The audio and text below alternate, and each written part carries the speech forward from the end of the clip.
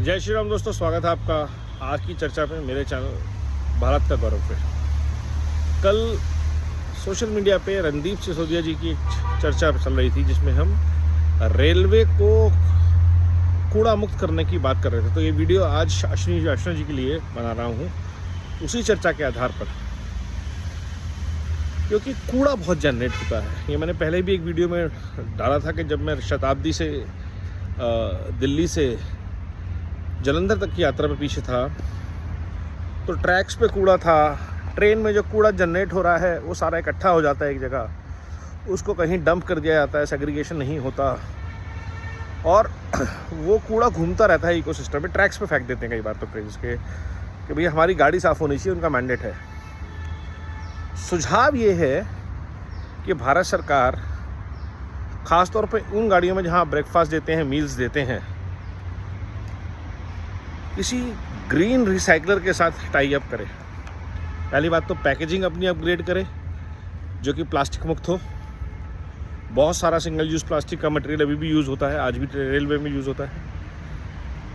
और जितना waste recycler है उसको एक जगह दें ट्रेन में, एक बोगी एक्स्ट्रा लगानी पड़े, आधी बोगी दे दें जहाँ वो सारा वेस्ट 4-6 घंटे की यात्रा में इकट्ठा करे, उसको उसके 2-4 लड़के बैठ के सेग्रीगेट करें और प्रॉपर तरीके से पैक करें। जब स्टेशन आए तो एक जगह पे वो सारा कूड़ा जाए और रिसाइकलर के पास पहुंच जाए ताकि वो उसको आगे प्रोसेस कर सके और वैल्यू क्रिएट कर सके वापस।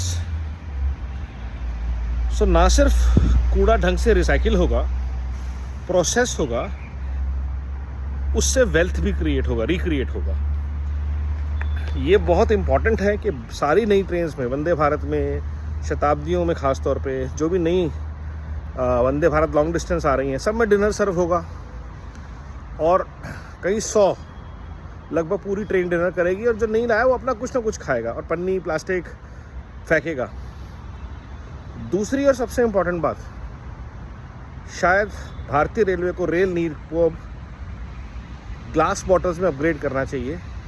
ये ऐसी बॉटल्स में करना चाहिए जहाँ पे आप पानी को रीप्रोसेस कर सकें, रीयूज़ कर सकें, बॉटल्स को, क्योंकि बहुत प्लास्टिक जनरेट होता है रेल नीर की बॉटल से। 80% लोग उसको गाड़ी में छोड़ जाते हैं, कुछ लोग पानी कम पीते हैं। तो 1 लीटर की जगह पहली बात तो छोटी बॉटल की जाए।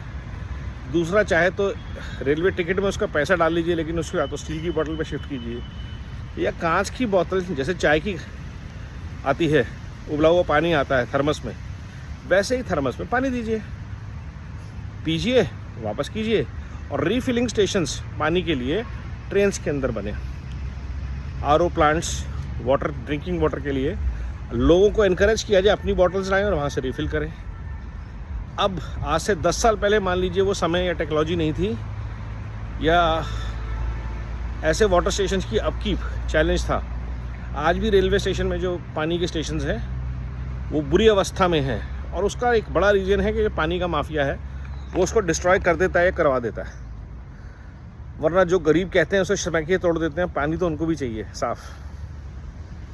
तो अगर हम ये कुछ मेजर्स करते हैं, ट्रेन में पानी का इंतज़ाम हो जाए, रिफिल स्टेशन का इंतज़ाम हो जाए और जितना वेस्ट जनरेट हो रहा हो उसको हम ट्रेन पे सेग्रीगेट कर लें। उससे पहले अगर हम